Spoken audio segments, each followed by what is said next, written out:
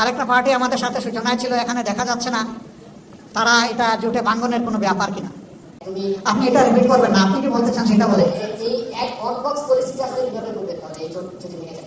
জোট ভাঙবে না, জোট তো ভাঙবে না, জোট তো আছে। সেই জোটে হয়তো বা ধরেন কোনো একটা পার্টিকুলার দল তাদের যে কোনো কারণেই হোক তারা একমত হইল না, এর মানে তো জোট ভাঙবে না। এটা আরেকটা জিনিস আমরা ক্লিয়ার করি, আমরা কিন্তু কখনো জোট বলি না। আমরা বরাবর বলে আসছি এটা হলো নির্বাচনী সমঝোতা। এখন আমরা বলছি এটা নির্বাচনী পক্ষ। জি, এরপরে আর কারো কোনো প্রশ্ন? ওনাদের অবস্থান পরিষ্কার হওয়ার পরে এটাও জানবেন ইনশাআল্লাহ। আর কয়টি চেয়েছিল এটা তো জানা উচিত না, আসলে চাইবো তো আমি সব আপনি চাইবেন বেশি পুরাপুরি। আমরা সব ধরনের দল নিয়েছিলাম, জাকপা ইসলামী দল না তো, বিডিপি ইসলামী দল না তো, তারা তো শুরু থেকেই ছিলেন। আমরা মূল থেকে যেভাবে ছিলাম, জাস্ট এটার এক্সটেনশন হয়েছে, বেশি কিছু হয়।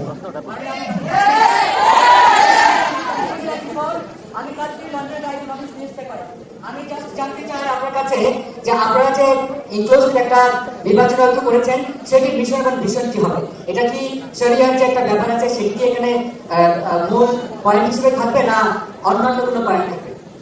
আপনারা আমাদের নির্বাচনী ম্যানিফেস্টোতে সব পেয়ে যাবেন, আমাদের পলিসি পেপারে সব পেয়ে যাবেন। এটা বিস্তারিত বিষয়, এখানে এটা মানে সবিস্তারে বলা সম্ভব নয়। পেয়ে যাবেন, একটু ধৈর্য ধরে খুব সহসাই পেয়ে যাবেন। সবচেয়ে বড় ত্যাগটি স্বীকার করেছেন জাকপার রাশেদ প্রধান। রাজনীতিতে যেখানে সবাই পদের জন্য কামড়াকামড়ি করে, সেখানে আজ এক বিরল দৃষ্টান্ত স্থাপন করলেন জাকপার সহসভাপতি রাশেদ প্রধান। জোটের সাথে এবং জুলাই বিপ্লবের স্পিরিটকে সম্মান জানিয়ে তিনি নিজের নিশ্চিত আসন পঞ্চগড় 1 থেকে নির্বাচন না করার ঘোষণা দিয়েছেন। কাকে ছেড়ে দিলেন এই আসন? তিনি এই আসনটি ছেড়ে দিয়েছেন জুলাই বিপ্লবের অন্যতম সমন্বয়ক সাজিস আলমের জন্য। রাশেদ প্রধান পঞ্চগড়ের একজন জনপ্রিয় নেতা, তিনি চাইলে নির্বাচন করতে পারতেন, কিন্তু তিনি বলেছেন দেশ ও জাতির সাথে এবং তারুণ্যের বিজয়ের সাথে আমি সরে দাঁড়ালাম। তার এই সিদ্ধান্ত প্রমাণ করে 10 দলীয় এই জোট কেবল ক্ষমতার জন্য নয়, ত্যাগের ভিত্তিতে গঠিত হয়েছে। সাজিস আলমের জন্য এখন পঞ্চগড় 1 আসনের পথ পুরোপুরি পরিষ্কার হয়ে গেল। তবে খবর এখানেই শেষ নয়। ইনসাইড নিউজ বলছে জামায়াতে ইসলামী রাশেদ প্রধানের এই ত্যাগ ভুলবে না।